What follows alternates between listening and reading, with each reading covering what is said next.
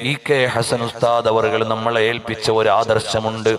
അത് അഹ്ലുസ് സുന്നത്തി വൽ ജമാഅത്താണ്.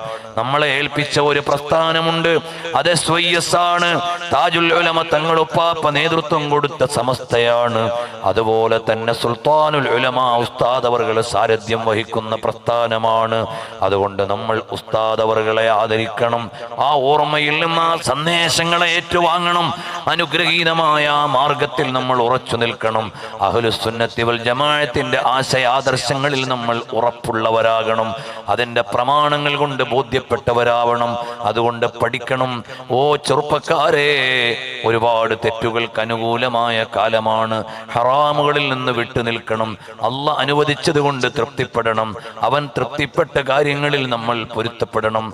നമ്മൾ നമ്മുടെ ഇഷ്ടത്തിനനുസരിച്ച് തെറ്റുകളിലേക്ക് വീണുപോകരുത്. അല്ലാഹു നമ്മയൊക്കെ മുത്തഖീങ്ങളിൽ ഉൾപ്പെടുത്തി അനുഗ്രഹിക്കുമാറാകട്ടെ.